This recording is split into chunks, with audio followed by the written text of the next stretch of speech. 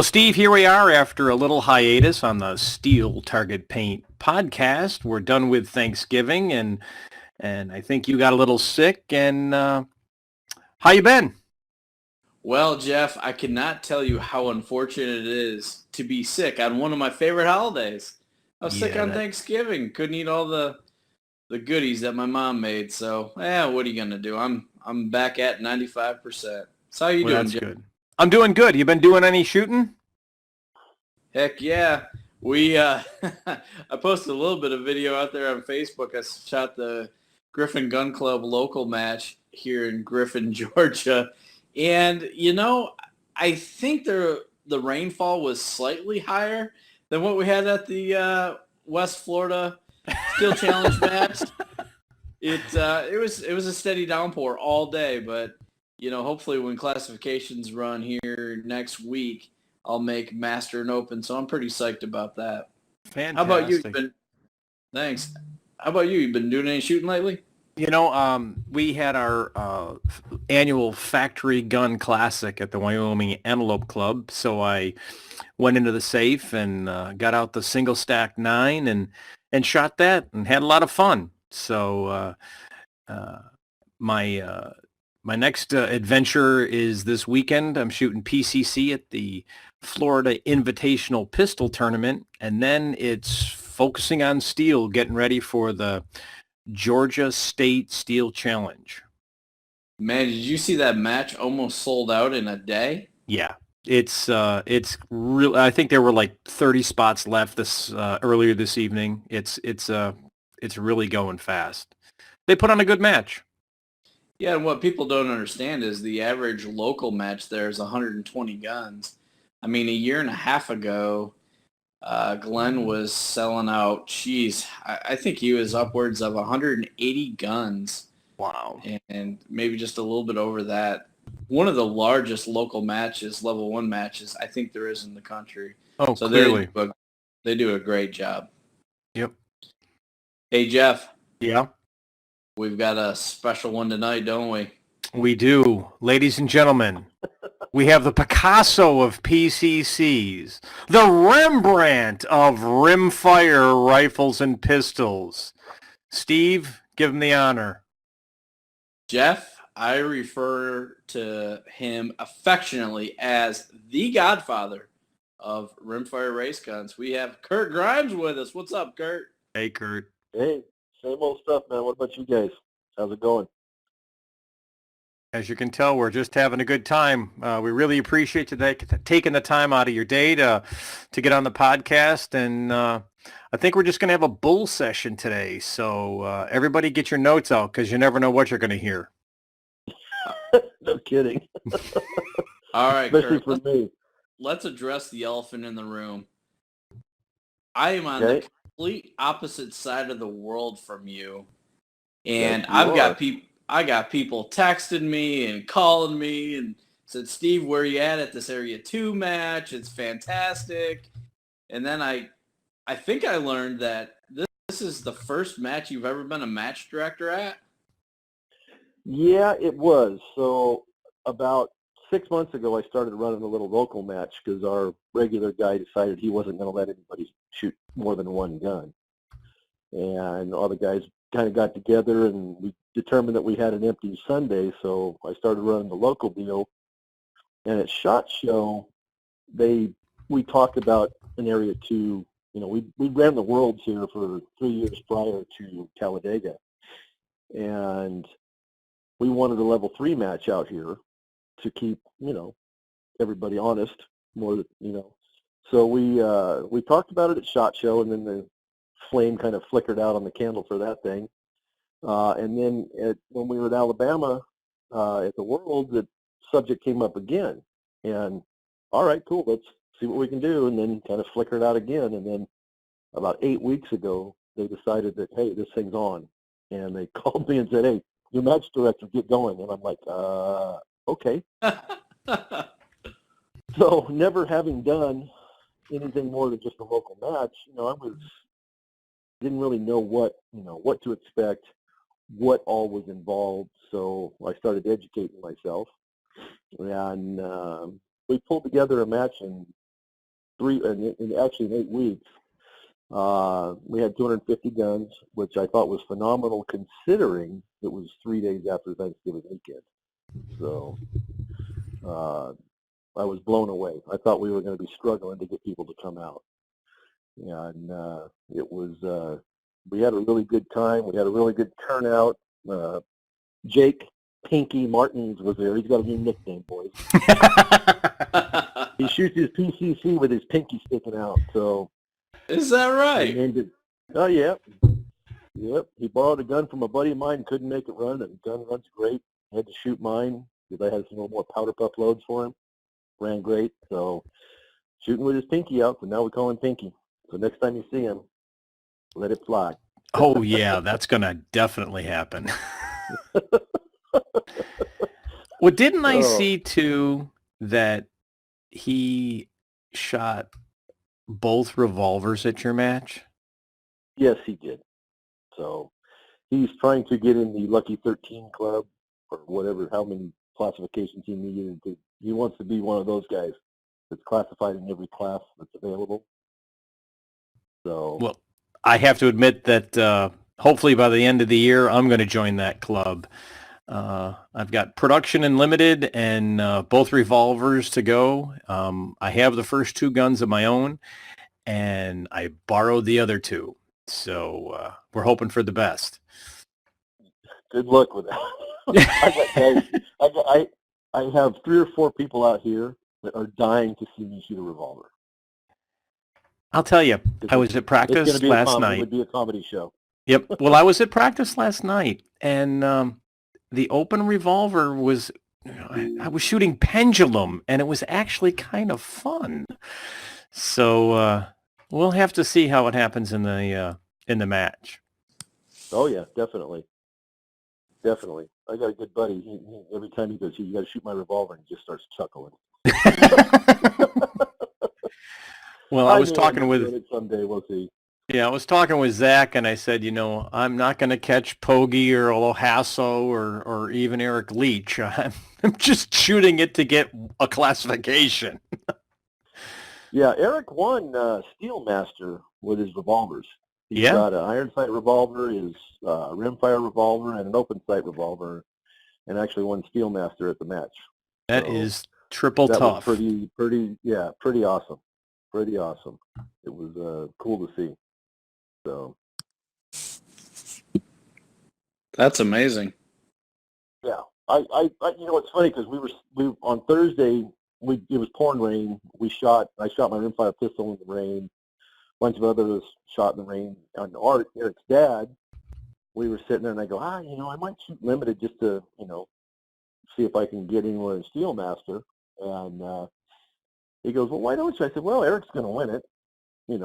I called it 3 days before it actually happened, and everybody was kind of blown away that, he's really good with all 3 guns. And I don't shoot limited, so not that I would have had a chance to win it anyways, but it was one of those things that, he gets 3 guns down and has a good day with all 3, he's easily going to win it. And I figured he would, so I called it. I got the gold star for the day for guessing who was going to win. You should have posted pictures of the snack cart months ago, Kurt, and then I think I would have came out. Just saying. I called, I tried, I begged. I said, come on, Steve. Come on out. We're going to have goodies. Man, I wanted to be there so bad. But my oldest misguided daughter, she's an Alabama fan because she's born in Alabama. And okay. she wanted to go see Alabama, so I took her to the SEC National Championship game, which ended up being a barn burner. It was amazing. And she told me after the game, "Daddy, that's the best thing that's ever happened to me in my entire life." So it's all about balance. Yeah. No, family time's important. Absolutely important, especially when your kids are younger like that. So Yeah, for sure. Well, I'm looking at the match here on steelchallenge.com, and Kurt, I'm pretty impressed. You put down a match, you ran it, 218 shooters, and I'm seeing a second place in PCC, and I'm seeing a second place in Rimfire Rifle. Yes, That's sir. pretty impressive, running a match and still showing up. So congratulations on that. Thank you. It was different.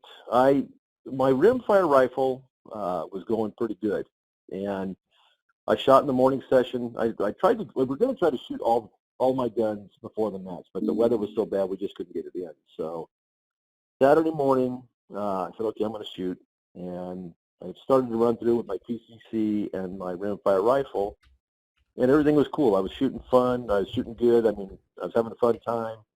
And I got to Smoking Hope, which was phase 6, and first 3 strings were great, and then they called a miss, and it was not a miss. It was, I mean, clearly, right in the middle of the plate. And I don't know if they were messing with me or what, but then, so I got my next 2 strings, and I lost a little bit of momentum, and then got done with the stage, and we were talking, and we were backed up a little bit on 7 and 8. And I looked down at the clock, and I realized, oh, it's lunchtime, and we're supposed to not be shooting at lunchtime. And then the old match director thing kicks in, and I'm worried about getting through and getting the guys going at 1 o'clock so they can make it by 5 o'clock, because it is flat out dark at 5 o'clock out there right now this time of year. So it was different. But I still managed to, I shot a 69, which is a pretty good score. So very happy about that. Yeah, it was fun. I had a good time. I think next year we're actually putting it on in August. It's going to be the third weekend in August this year coming up. The same date or same weekend as the original Steel Challenge, so we're kind of paying homage to that, and it's good because everybody's still out of school. You can get the juniors out there. You can get we have a lot more daylight available to us. We probably got 3 more hours a day of daylight, so we can run 2 flights a day easily, and lunch and goodie carts. We're going to put the goodie carts on steroids this year coming up. So Perfect. We're going to make some improvements. So, but yeah, it's funny because I can't tell you how many people tried to pay for snacks, and you'd walk by and say, snacks, no, and then you finally talk somebody into it, and they try to get their money. No, these are free. And no way. Yeah, it's free. I mean, we went into this to make shooters feel appreciated. I've been to a match here recently where I did not feel welcome at all. And I'm not going to name names or say where it was, but if I ever do a big match, or if I ever do something like, a match, I went into it as a shooter, not as a promoter. And I think that's what made everybody have such a good time. What did you charge for your match? First gun was $75. Second gun and third gun were $50, and the fourth was $25. So it was $200 to shoot 4 guns. See, there you go. There's cash being delivered to people. There it was awards being delivered to people, and we had a nice. Originally we were just going to do a cashback match, and I don't know, 3 weeks before the match, Art comes in, hey, I got rid of it. They gave us a couple of guns, and it's like, okay, well, what are we going to do with them? Well, we can raffle. We can raffle them. I said, well, we're not supposed to have a prize table. So he goes, well, I don't know. We could do a raffle. And I don't want to charge people for a raffle. And we can give everybody a ticket. And I go, you know what? If we're going to do something like that, let me make a couple of phone calls. So I got on the phone with basically everybody on my jersey, and said, hey, we decided that we're, instead of, no prize table, we're going to do like a welcome bag for people. And people stepped up. I was really blown away. I'll give you a list. That I'll plug everybody that helped us out, and then we won't have to go around all that stuff again. But Dave Parker helped us out. Ruger helped us out. Of course, Steel Target Paint. I don't know who those guys are, but I hear they're okay. yeah, Larry Joe's a pretty good dude. I don't know. They got some. I don't know who that Foster guy is that runs the team, but you know. But even California Tactical Academy down in SoCal, they are the ones that actually own the old Steel Challenge range now, and they pitched in, gave a bunch of range fees away so people go down and try it out. Mike Gallion came out with a new comp, so he sent us a couple of comps. Lead Star, Katanica, who does my clothing, Hogue, awesome double gun bags, all kinds of neat stuff.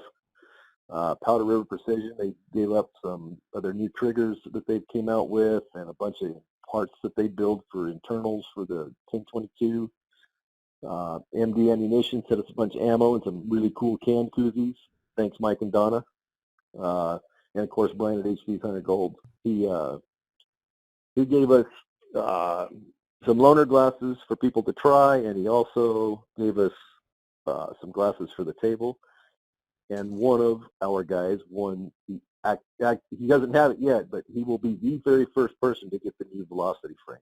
So Very I thought cool. that was kind of cool. Yeah. And then Vance at Match Tracker. Have you guys tried that app? Yeah. I got it downloaded and tried it last weekend. Awesome. Well, he gave everybody at the match a copy of the app for their phone. So I thought that was pretty cool. Wow. Well, But again, that being said, Yep. in 3 weeks we managed to put $15,000 on the prize table. That's So, amazing. Congratulations, was- Bert. Especially for 8 weeks. That's absolutely amazing. To pull something off like that, that's first class. Congratulations. Well, thank you. And it, this time of year, nobody's got a budget for this. No. Nobody's got a budget. So I was really kind of floored by the whole thing. And then I got a call from Powder River, and he says, I looked at the pictures of the match, and he says, every single picture I saw, everybody had a smile on their face. He said, I've never seen that on a match before. So we were having a good time. It was definitely one to be at. I can't tell you how many people came up and thanked me. And my job was relatively easy compared to the guys who got the range ready. I mean, we reshot every single range or every single bay with a laser and redistributed the targets. We cut all the stakes to the right height so all the targets are level and everything. Chris Franklin and Jeff Minyard were out there. They took time off of work. Both of them took at least a week off of work. They were out there busting their ass every day to get it done, and it showed. I mean, everybody was really happy with the target presentation. It just wasn't me by far. I was just the guy getting prizes and trying to get everything organized. So everyone out there stepped up. Yeah, it was definitely a group effort. It was not a solo deal for sure. Steve and I have had a discussion, and you may have heard us talking about it on previous episodes, but, it doesn't take much to do the right thing and people notice. And, I'm hearing what you did, and you had a good price. You had a fair price for the match. Right. You had the stages set up correctly. Your ROs, I'm guessing, were great, except for Blind Bob. Yeah, well, you know what? He, yeah, no. I can't tell you how many compliments I got on the ROs. Yeah? Yeah. I told him, the ROs are great. And I'm pretty much friends with every single one of these guys out there. So, just be nice, be courteous. And that's what I was telling the shooters, not the ROs. Yeah. But, you get what you give, and we had a great group of shooters. We had a great group of officials. Troy was there. Pinky was there. It was a good time. Thank you. They That's actually made me choose the date at dinner at Art's House the night before the match was over. So we kind of brainstormed a little bit and came up with the original date of the Steel Challenge. So it's on. I'm filling out the paperwork tonight, and people think that since the match is done, I'm done. No. I'm doing the bookkeeping now. I'm doing all the, there's also awards. We're doing plaques. Hogue engraved a bunch of knives. So high senior, we did high senior center fire, high senior rimfire, high lady center fire, high lady rimfire, high lady junior, high lady, high junior center fire and rimfire. We did super senior center fire and rimfire, steel master, rifle master, and high overall. So we try to get everybody recognized with engraved knives that won the big awards. And then everybody else, A, B, C, D class, they're going to get placement awards. So not only did you get a shot at, there were 5 guns on the table. We had a lot of high value prizes. Titanica gave a couple of $500 jackets away. Those things are amazing. So it was well-rounded as far as what was available to people. And the prize table, you get it when you walked in the door. You checked in, you walked over, picked a number, and you got your prize. So we didn't really call it a prize table. We called it more of a welcome table, but it was well received. Absolutely, people loved it. So. Well, that's awesome, Kurt. Again, congratulations, and we'll see you out there in the end of August. I'm gonna book. Oh yeah, I already called Larry. Yeah, I already called Larry and told him you guys got to come. So all right, done deal. It's on your schedule already. What's the weekend? It's the weekend of August 17th, so it'll be like the 15th through the 18th of August. Oh, look, it's open. Not anymore. Darn it. Darn it. But we're expecting, just from the feedback that we got at the range, and I mean, my phone didn't stop. It hasn't stopped blowing up yet about, how great things were, and we loved what we did, we're expecting between 400 and 500 guns next year. Oh, I'm sure you'll get it too. Yeah, I really don't see it being an issue. And there's a competitor's exemption for California. Not everybody's aware of it. I will get a copy of it and put it out on the internet so people realize there's nothing to worry about bringing your stuff in to compete into the state. A lot of people say that you can't have high caps in California. I got high caps. They're not illegal to possess. They're illegal to purchase. So you can't bring yours in and sell them to me. Got it. So, got it. There's nothing to worry about there. So we will have designated shippers. If you want to ship ammo in, you don't want to fly it, we can ship it to myself. I work for an FFL, have a COE. So everything that we can do to handle, we're all eligible to handle ammo and all that stuff. So it's not the nightmare that people think it is. And it's frustrating for us in California because everybody else outside California thinks that it's no man's land, and they're nervous to come in. No need to. So that being said, enough on politics. Hey, we don't have that kind of time to talk about. Yeah, never mind. Hey, let me ask you this, Kurt. One of the common questions that I receive, and I know Jeff and I have talked about it a little bit, is about sponsorship. Many people know that you're a business owner and you give back to the sport and you sponsor some shooters. Can you walk us through a little bit about what you look for in a sponsor shooter, or what sponsorship means to you as a sponsored shooter? Let's start with what I feel as a sponsor. My sponsorships, I could have more names on my jersey. I have people approach me from time to time that want me to use their products and use whatever they're making or selling.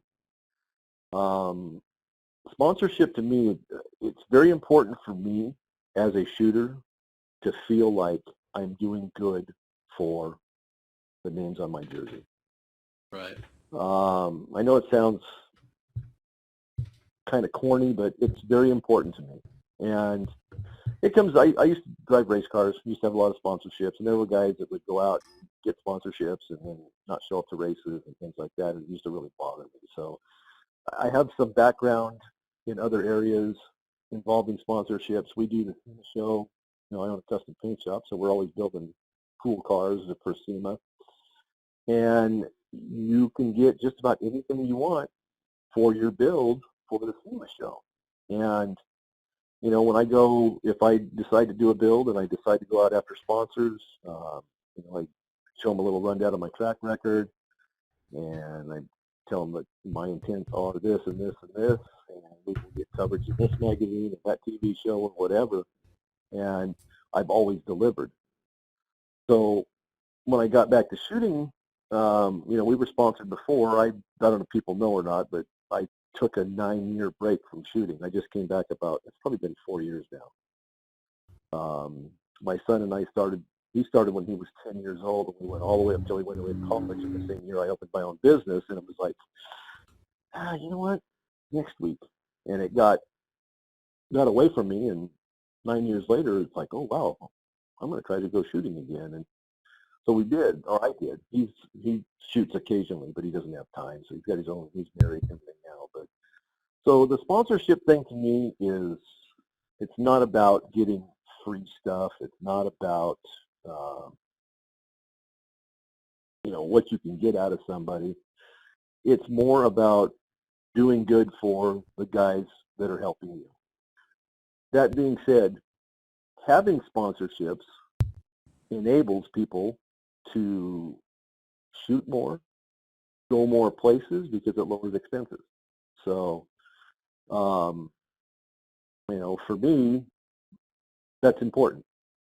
When I look for people to sponsor, I look for people that are genuine, available, engaging. You know, you watch people, there's certain people at matches that don't talk to anybody. Yeah. They kind of hide in the corner. They don't, you know, they just like do their own little thing. That's me. Not what you. Well, that's not somebody that, you know, you want to sponsor, because people have to be available.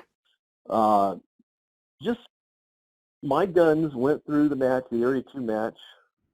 My Rimfire pistol went through 3 times. My Rimfire rifles went through 6 times. My PCC went through 2 or 3 times. And that's just me loaning guns out because people had problems. But now they've got a chance to try what I shoot. They've got a chance to try the ammo that I shoot, and, you know, it might convert them. So being available, being helpful with other shooters. I mean, like, you're a good example of that. You're always offering advice. You know, you're offering whatever you can do to help somebody. Jeff doesn't help anybody because he's got that stupid floppy hat on. But no, you know what I mean, it's, you know, the qualities that people need to be sponsored. The biggest thing is you're not entitled to sponsorship. Absolutely not. You have to earn it, and you have to prove yourself. You have to, you know, build a track record of being good with people. And you don't have to win, but you've got to be available. You have to understand it's a two-way street. You can't just take. You got to take a little, give a lot. Take a little, give a lot. And that's been my philosophy the whole time for sponsorship, and it's actually paid off really well for me. So, you know, I've got all the help I feel I need, and I'm very, very pleased with the group of sponsors that I have. So, and when you enjoy the guys that you're quote-unquote working for, it makes your quote-unquote job a whole lot easier because you believe in the products. That's my thing, too, is I have to believe in the product. Every product that I have on my jersey, I started with on my own. Somebody didn't come up to me and go, hey, why don't you try this Ely ammo? No. I was having problems with the ammo I was running. I wanted the best, so I went and I grabbed some Ely. I shot it. I had some issues. All my issues were gone. I had no issues with it. The only issues we had out here was availability. So at SHOT Show, I went to their booth and I talked to Colton, he's no longer with them, but I said, hey, look, I'm not looking for free product. I'm not looking for sponsorship. I'm looking for availability, and I want to know that when I need ammo and I make a phone call, I can get some. Right. And we worked out a little deal there where, yeah, we can do that. All right, cool, awesome. I felt like I won the lottery. So came out and I started shooting it, and people are noticing what I was doing, and I started doing a little work for them, and a little bit of social media stuff and a little bit of referral stuff, and got the ball rolling. And they started noticing, hey, we need to help this guy out a little bit. So my next order, I got a really good deal. The next order after that was even better deal. So it was it's not something that somebody came up, because I get that all the time. I'm sure you do too. Well, you shoot that because you're sponsored by them. No, I'm sponsored by them because I used to shoot that. I started shooting that before I was sponsored, and I believe in the product. So I think And you've seen it. Kurt, Go ahead. Kurt, to that point, let's talk a little bit more about Ely, because a lot of people think that they're entitled to some level of sponsorship. What I tell people is you really don't understand. I mean, sometimes you've got that buddy relationship where, your buddy owns a gun store or something like that. Yeah, that's okay. That's sponsorship. But to actively pursue to get sponsorship, there's a lot of people asking a lot of companies, and the companies need to vet to see who's going to be contributing back and running a shooting team. There's a lot of people out there that are asking. It's, well, you're asking for something, but it's more of a business relationship, and their marketing dollars that we're spending at Steel Target Paint. And so how are you going to give me some return on investment? And what I've Exactly. found, whether it's Ely or another company or Steel Target Paint, is it's how do you differentiate yourself? How do you make yourself available, to your point, to be able to be the spokesperson for that particular brand? And with Ely specifically, I know you and I have talked about this quite a bit. Prior to getting a sponsorship with Ely, I made my first contact with Ely a year and a half prior to getting a sponsorship. They go through a process to find out who you are and what you can do and what you can offer, and it's to your point a couple of minutes ago, Kurt. It's about more of what you can give back than what you're getting, because it's like any other sort of relationship. It's if you don't communicate and you're not putting anything into the relationship, why should you get anything out of the relationship? Absolutely. It's a big problem. I didn't realize how big an issue it was with sponsorship asks, meaning people wanting sponsorship, until I started making the little parts that I make. Yeah. And it's amazing how many phone calls and how many people call you wanting them. And then you can tell when somebody wants to buy something or somebody's fishing. And when they're on, they have a whole different demeanor about it when they're on a fishing expedition. And the amount of whole day boat, half day fishing boat, what calls I get, it's amazing to me. And I never realized the amount of pressure that are put on manufacturers and companies for sponsorships. It's astounding to me. And I make two little things that I sell for Rimfire stuff, and it's amazing how many asks I get for stuff. Every match, it's amazing. And I do contribute. I contribute to people that I think do a good job. You don't have to be a winner of everything for me to contribute something. I mean, it's just, I don't know. It's one of those things. If you like the person, if you like the job they're doing, they're at the matches. Like I said, they have to be available. They have to be engaging. It's important to, social media has a big part in all of this. But social media is not worth anything if you go to a match and you don't talk to people and you don't. Right. People look at what we do, and if everybody wants to beat you. So everybody wants to win. Everybody wants to beat you. And I think if they think that what you have is going to help them get there, then they're going to use it. So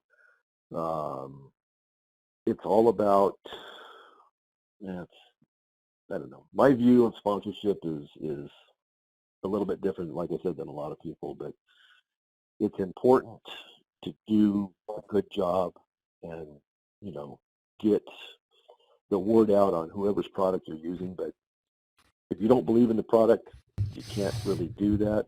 So it needs to be something that, for me anyways, it needs to be something that I'm using and happy with. So, but it's true, and we've talked to Max Michel, we talked to JJ Racaza, Steve and I have had this conversation numerous times. It's the same sentiment every time. yeah. It's not about how good a shooter you are. It's more about how good a person you are. Yeah. And it's about being able to promote the product, but you're not out there to hawk the product. They're not going to make their sales numbers because of you. But if someone comes up to you and says, hey, Kurt, you've got Ely on your shirt. Can you tell me about it? You've got to be prepared to do that. Sure, absolutely. And they're going to say, okay, you've heard it 100 times, I'm sure. Oh, you shoot that expensive stuff. Yeah. Right? Oh, yeah, all the time. Okay. And then you have to, and I've shot Ely over the years, and when I was shooting it, I would say, well, how much do you think this cost? I mean, is the 10X 35 cents a round? Yeah, I'm not shooting 10X, okay? They have varying levels of ammo, and so you have to know the product and then be willing to talk about it. And you're not there to convince or to sell, but to just promote and answer questions. So your sentiments are actually followed by everyone that we've talked to up to this point. Well, that's good, because I will never try to sell anybody anything. I don't want them to come back later and say, well, you sold me that stuff, and it's I don't like using it, and da da da da. I try to educate people and let them make their own informed decision. I can't see saving $10 on a box of ammo to spend $2,000 to go to a match and lose because you had ammo issues. Mm-hmm. Yeah. We Preach, have preach. we have so at this match, Area 2 has an election going on right now for a new area director, and the incumbent area director, who is a very short-term area director, who was appointed by Mike Foley when the old guy stepped down, came to the match. Guy busted his ass. He was out there in the rain, in his rain gear, digging trenches, letting water drain off. It was amazing. Guy's name's Danny Minter. And Thursday when we're trying to shoot in the rain, you guys will never guess what ammo he brought and was having problems. Uh-oh. Golden bullets. Oh, Lord.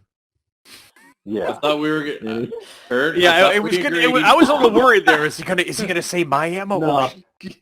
No. Kurt, I thought we agreed not to shame people on this episode. Okay, my bad. But anyway, he had some substandard ammo, and it was bang, click, click, bang, click, bang, click, bang, jam, jam, bang. So I took 2 of his mags on one of his strings, and I loaded it up with some Ely, and I slid him over there while he was shooting, and all of a sudden the gun started to work. And I go, how'd you like that? He goes, what'd you do? And I handed him my ammo box with Ely, and I said, go fishing out of here. Get your ammo out of here from the rest of the day. So I provided ammo for him and his wife, and they had no more issues. Yeah. So, this guy comes out, he busts his butt to help get the match going, get everything set up, and starts having issues immediately. And I said, why'd you bring that? That's not match ammo. That's Plinkin ammo. He goes, well, that's what I had. So you need to, ammo is one of the biggest things when you go to, especially with a rimfire. I mean, Oh, yeah. if it doesn't go bang, you're done. So, But when you look at the cost differentials too, and everybody's, oh, I got my ammo for 3.5 cents now. It's so cheap. Like, yeah, but it is the absolute smallest cost yes, of your entire match experience. yes. And you're worried about pennies. Yes. I have a friend that I've built a couple of guns for, and there was a big sale on ammo somewhere during the weekend, 2.5 cents a round, and they went and bought a bunch of it, and they bring it back, and it's a 36 grain, supposed to be high velocity, but not so much high velocity, and it doesn't run his gun because he was trying to save pennies. Mm-hmm. He had another brand of ammo that runs his gun perfect, is available, he can find it, and he decided to go save some money, and now he's got a bunch of ammo that he can't use because it doesn't run. So, and no, wait, he's running one of your guns too, right? Oh yeah, absolutely. So he's okay. I'm not saying that they are. I know what you're going to say. They are not the cheapest guns out there. Let's just put it that way. Okay, No. I'm not. No. They're higher priced. Their value is there, but he spends the money on that and then cheaps out on penny ammo. Yeah, exactly. Doesn't make any sense. You don't. You Hey, don't Kurt, fly remember the what world. I said? Remember what I Go said ahead. about not shaming people? Let's throw his name out there and shame him. I'm just kidding. Okay, He's a new local topic. guy. Steve, Yeah. throw out a new topic.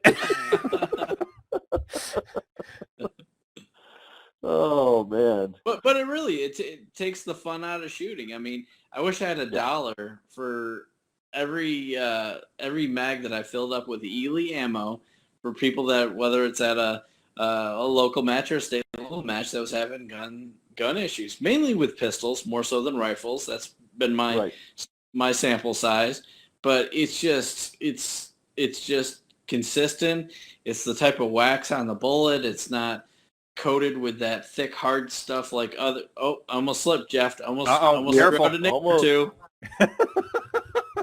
It just takes the fun out of shooting when you're going bang bang, expletive.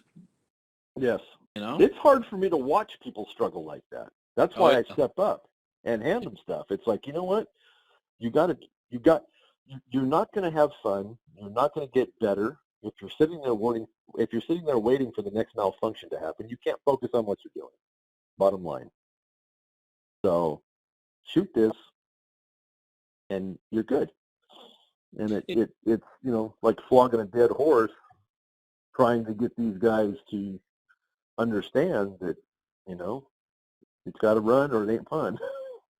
Well, I think too, nobody remembers the mishaps at practice. No. My ammo always runs. Well, nobody remember. You can't help but remember the mishaps at a match. Right. We've all had them, whether it's ammo based or mag based or firing pin or whatever. They're mechanical equipment. There's a mean time for it to fail. Now if you do your maintenance on it and all that kind of stuff, you're gonna eliminate that to some extent. But nobody remembers their practice mishaps or, oh, I just had to rack the gun, no big deal, but I had a good practice. But that happens in a match and it sticks out. Oh yeah. Yep, it does. It's the last thing you remember is, oh man, I could have had it, but I had this malfunction. Coulda, woulda, shoulda. Got that T-shirt. Speaking of which, anybody know where the DQ shirt's at? I don't know, but you know what? We've got the audience listen to this. If anybody knows where that DQ shirt is, get an information post over on Rimfire Raceguns or the Steel Target Paint podcast so we can find out where that shirt is. Yes, we have a waiting list for it. Uh-oh. I'm not on it. I'm not on it, but I have some friends. I we're know a trying to stay guy. I know a few guys.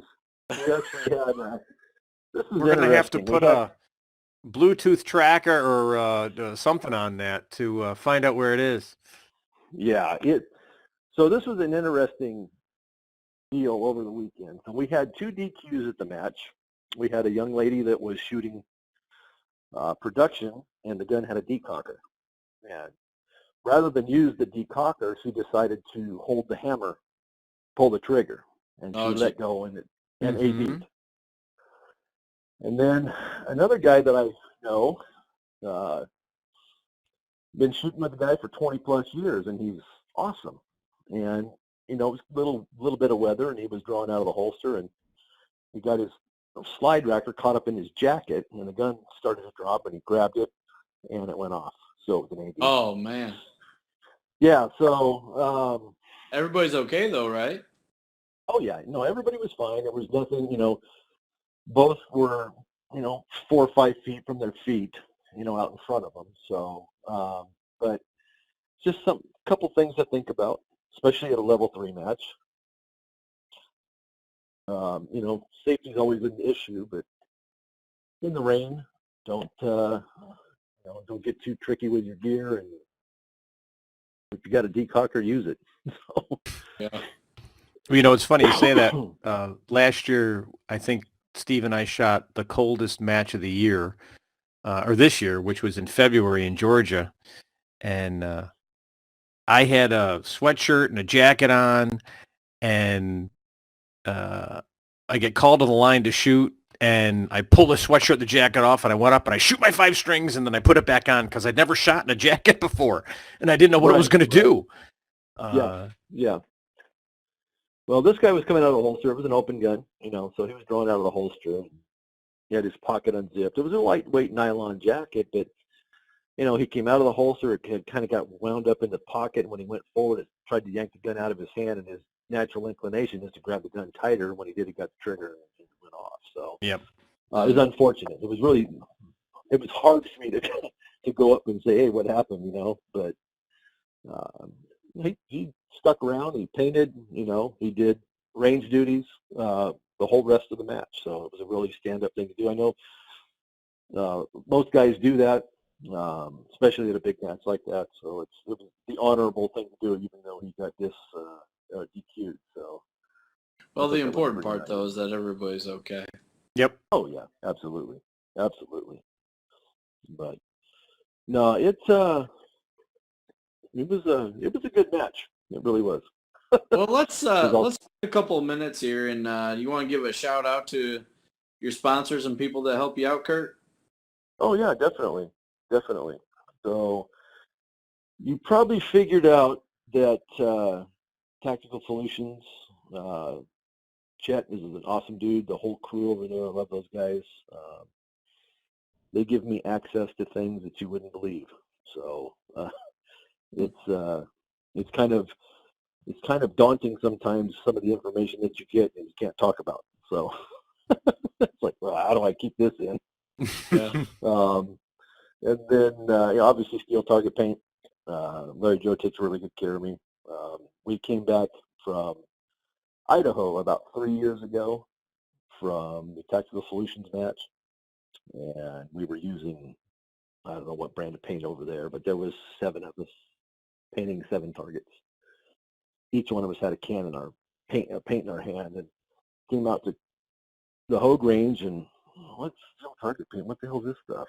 I'm looking. I paint for a living. I'm looking at this stuff, and I go, all right. Shake, shake, shake, rattle, rattle, rattle. Oh, whoa, wait a minute. This stuff covers. So I fell in love with this stuff immediately.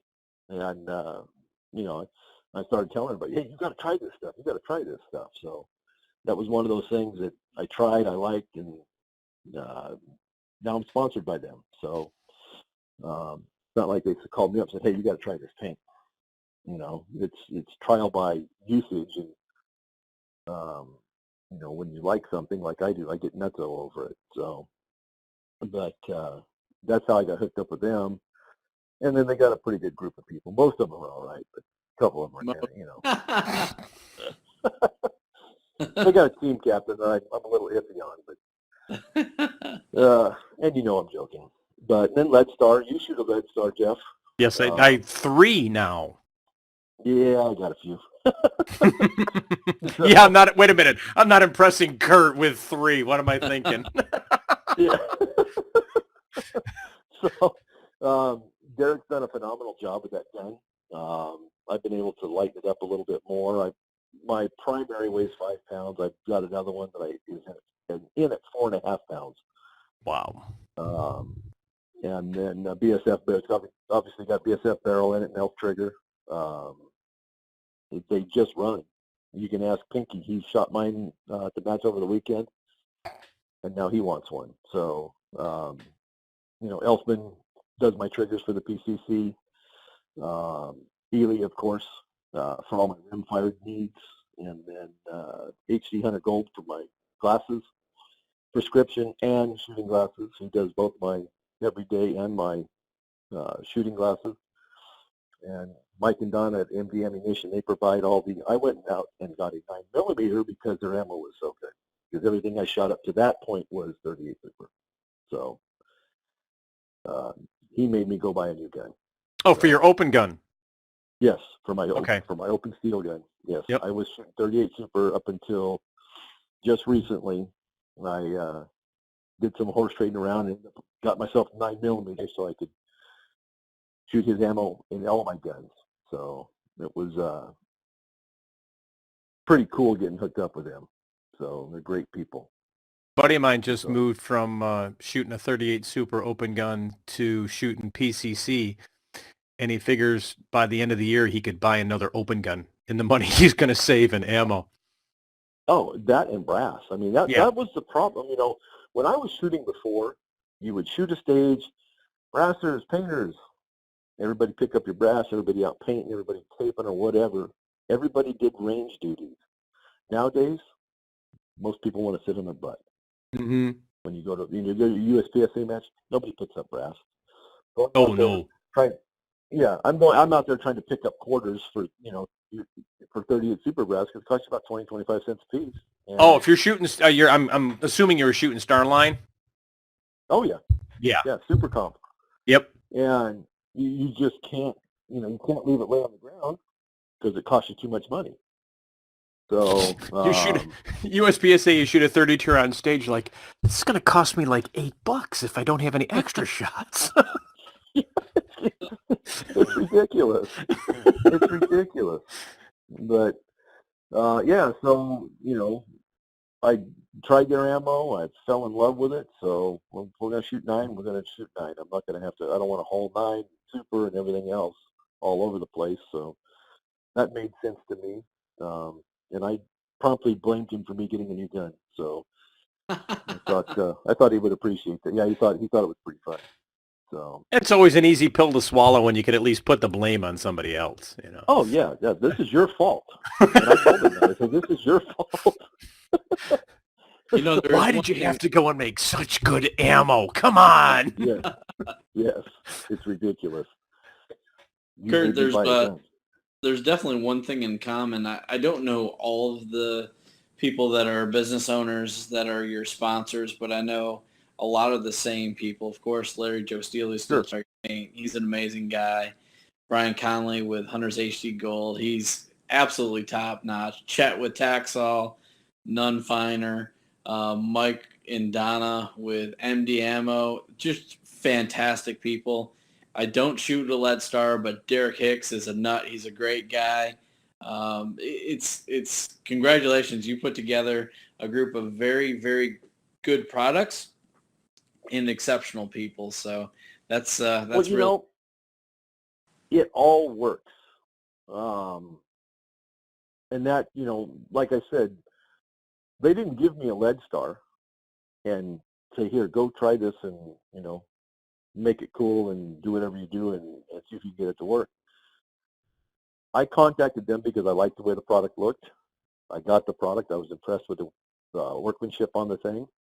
I built it out with the parts that I chose to build out with, and I've got something that runs like a fine-tuned watch. It just goes and goes and goes, and it's not saying that other PCCs out there don't run like that also, but this one's got the cool factor that I like, and I won senior rifle master with it over the weekend. I finished second overall in PCC. I've won a lot of stuff with it. Same with the Rimfire, Taxol stuff. It just goes, they run. Highlight of my match at the Worlds this year was one of the Volquarts and shooters at another manufacturer. No, you can. It's okay. It's okay. Another manufacturer sponsored shooter's rifle went down, and they asked to borrow mine, and I said, no problem, as long as I get a video, because I'm shooting Taxol. And they provided a video. It was in good fun, Yeah. So. Well, at the end of the day, I mean, there's what we do. These things are mechanical, and not to absolutely there. Don't get me wrong. All companies aren't created equally when they're coming up with designs and parts that are made for both speed, accuracy, and reliability. But any of the top tier folks that we talk about, it's potato or potato, and they're it's just all personal preference.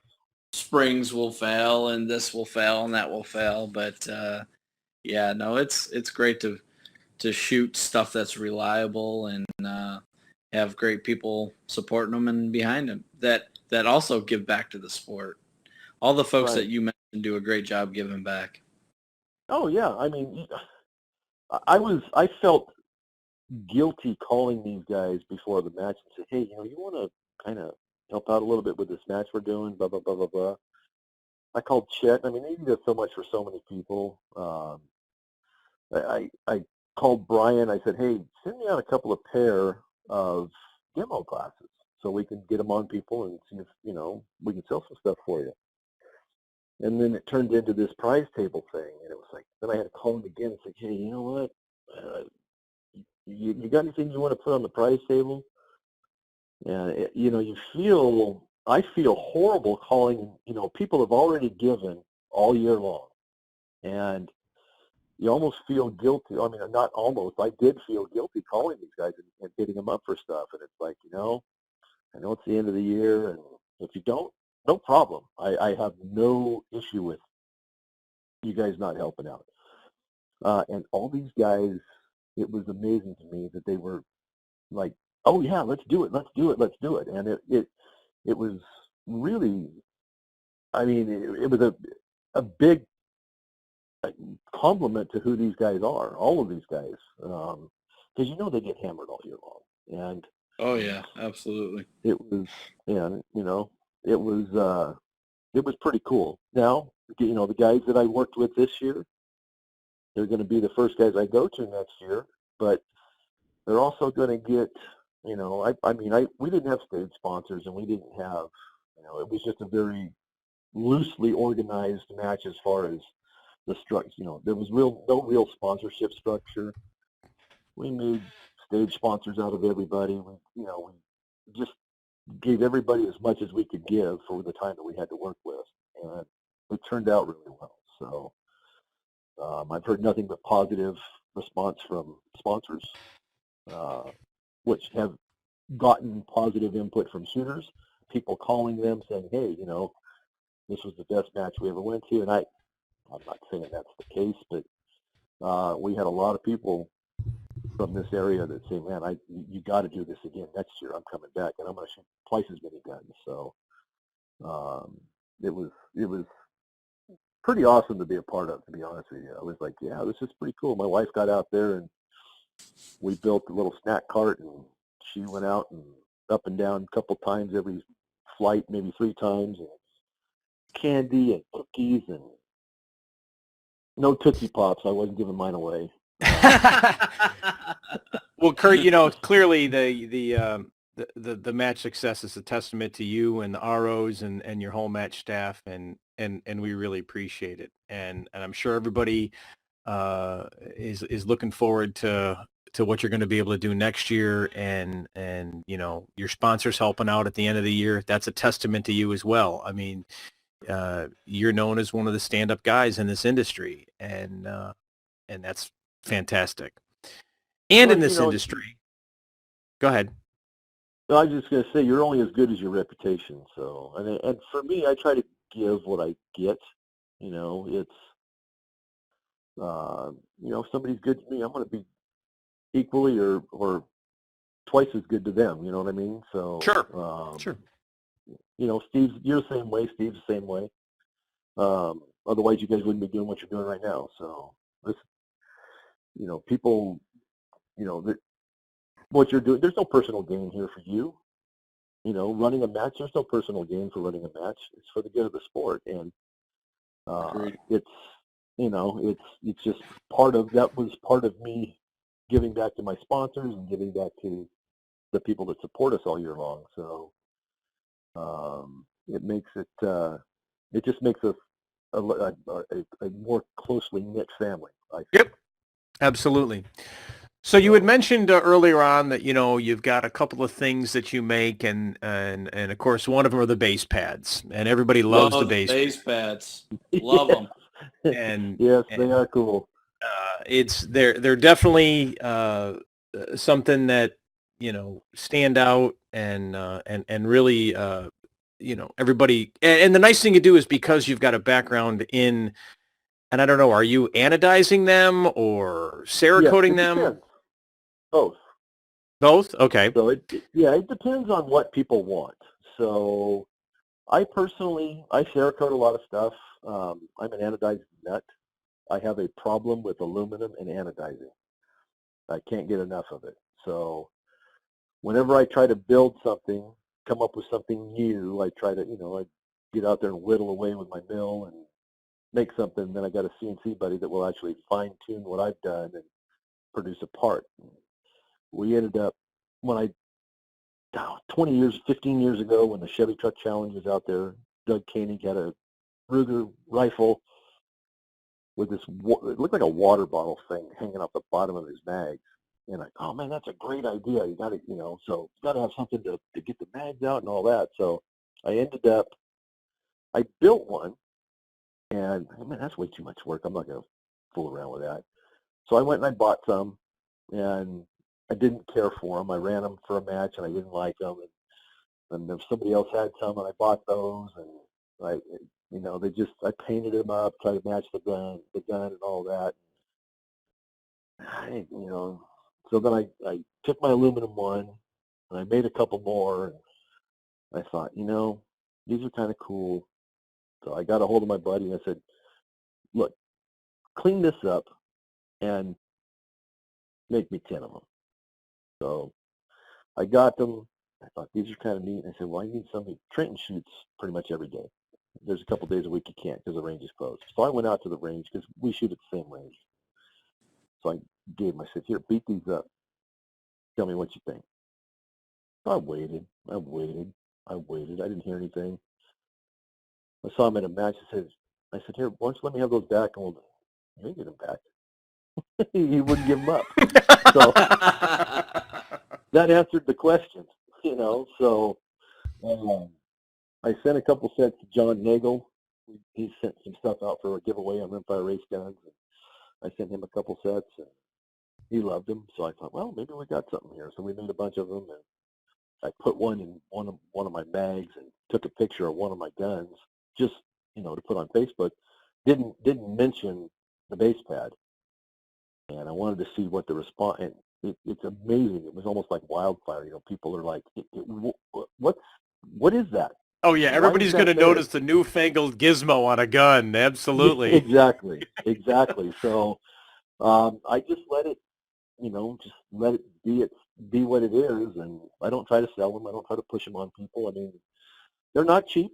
They're a lot cheaper than if you go to buy a base pad for a 2211 magazine. But it's a billet aluminum machined anodized part. How cool is that? Mm-hmm. So And they are to cool. your custom colors, you know. Yeah. And I'm Yep. sure, you know, as a painter, you probably get some color combinations. You're like, oh God, I really don't want to paint them this way, but that's what the customer wanted. Oh yeah, no, I do it all. Oh, you've seen some of the crap I do. It's amazing. Awesome. That's great. Yeah, So you got the base I mean, pads, but yes. you're also building guns. Yes. Talk a little bit And about what got you into that and how that's going for you. So it's the same as the base pads. When I came back to shooting, I had a safe full of guns that I had quote unquote decorated for the years previous when my son and I were shooting. And I'll tell you how Rimfire Raceguns came about. So I drive by the Hogue Range. I got a little place in Morro Bay that I remodeled. And I drove by the Hogue Range every single weekend for a year while we were doing this little remodel over there. And I look over at the range on the way into town, and yeah, I can see the steel challenge set up. Oh, that's kind of cool. And I go on the way home every Sunday. Oh, they still got it set up. Maybe I'll try it. So we got the place done, and we were talking, and I keep bugging my wife. Maybe I'll go. Oh, you should go shoot. I said, no, man, it's bad. I'm going to go out there and make an idiot out of myself. No, you should go do it. Nah. Okay, I'm going to do it. So I dug around. I got one of my 22 conversions, and I went out there, and I went out the day before the match. And they were setting up, and I said, hey, do you mind if I, just make, see if this thing's zeroed and whatnot? So I got it zeroed pretty good, and I, ran a couple of strings. They go, ooh, you're kind of fast. And I go, well, not really. I haven't shot in forever. And so I went out there and shot the match and finished third. Oh, okay. I guess it doesn't all go away. So went out the next time, finished second. Next match I won. And, I can still win, so the hook is set. And then I noticed, I said, how come all these guys are shooting rifles? I never shot rifle before. I mean, when the Steel Challenge was going on, they did have the last couple of years I shot it was back in the early 2000s. They had Rimfire Day, and it was 22 pistols, and it was just a rimfire only on Thursday. And last time I shot it, I think I finished sixth. Jerry Micklick won it. I shot in the 60s with it, but it was only 7 stages in with a pistol. And okay, and they had a rimfire rifle side match, which is like a plate rack or something around the corner. So nobody did anything with rifles. So I get out there and everybody's shooting rifles. Well, so I scrounge around. I had an STI trigger group for 1022. Yeah, nobody's ever seen them. I got some, but it's a 2-stage trigger, and I go, okay, well, I got a really cool trigger. So I put together a gun, and I started shooting rifle. And I thought, well, I could pick some of my other guns out there. I said, but I honestly thought that when I went out there that my guns were going to look like I was using a slingshot and a rock compared to the all-new fangled stuff that was out there. So people were kind of like, whoa, what's that? How'd you do that? Or why does it look like that? Because I got oddball colors and everything. Nobody had really seen it out here where we're shooting. So I go, my stuff, I thought it was going to be caveman, and it's actually might be kind of current. So I started Rimfire Raceguns to see what everybody else was doing with their guns. That's how that came about. It was like, I want to know what's cool, what's not, what I haven't seen, who's making cool stuff. And I started the group just to get it out there so people had a place to, you can compare. Like Billy Strickland and, all these, and Tax Hall and Volcourts, and all these guys are building different stuff. And I wanted some place for everybody to be able to see what they're doing. So.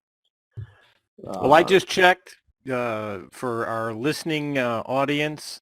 Rimfire Raceguns currently has 4,405 members. Yes. And that's awesome. That is by design. Yes. I do not let everybody in that group. And I'll tell you why.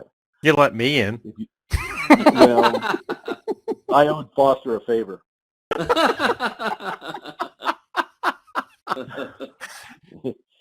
Now you owe me, Steve. Yeah, exactly. No, so I get probably 20 to 30 people a day that want in. And what I vet every single person in there as best I can. If you've got friends in the group, you're pretty much guaranteed to get in. But you try to get in and there's no pictures of guns on your page or no talk of guns or anything like that. Why do you want to be in a gun group? Mm-hmm. If you come in and I got guns. I got a 12 gauge shotgun and I got a AK-47 and whatever. Well, it's not a rimfire group. You're not getting in. And it's not because I'm not trying to be, well, I'm trying to be selective, but I want the group as a whole to be truly vested in rimfire. Mm-hmm. And if somebody's got other guns and they try to get in a couple of 3 times, then I'll probably let them in because I know they're serious about guns and they're trying to get into rimfire. There's certain things that I look for. If they answer the questions right, if they don't answer questions, delete. Don't answer questions, you're gone. You're just not going to talk to me.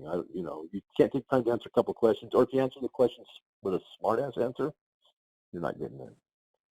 People that do that, if they want in, they'll figure out what's going on. Oh, maybe I really ought to answer this questions the way I want them, the way, because I want to hear that you're into rimfire, and I want to hear that you're into Steel Challenge or Rimfire Challenge or whatever.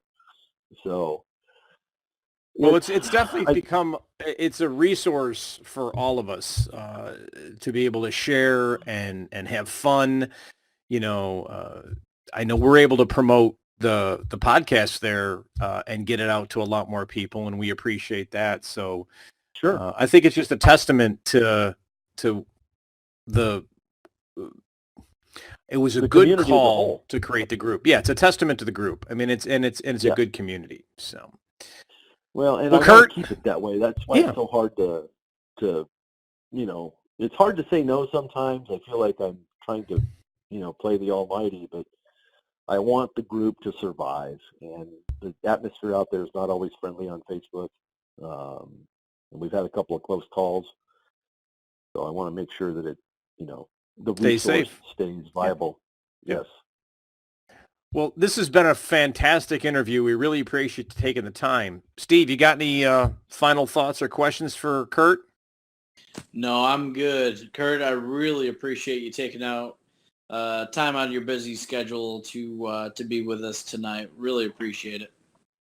No, it's all good, man. I appreciate doing it. It's fun. I don't do this stuff a lot. I've done several little things here and there, but it's always good. You know me, I seem to never shut up. Get to talk. It's funny you say that, and I'm going to drop the bomb here on a little something that I've been thinking about, and I'm almost got all the technical details worked out, but I am thinking about once a month having an open-ended conference call where we're just going to post the number on the podcast page. We're not going to be recording it. And there's just going to be a bunch of guys getting on, just chewing the fat about whatever topics we feel we want to talk about, as long as they're on point to shooting and Steel Challenge or Rimfire or things like that. So right. Everybody listening, just listen for that. And we're going to have to limit who can actually talk, but everybody's going to be able to listen. So right.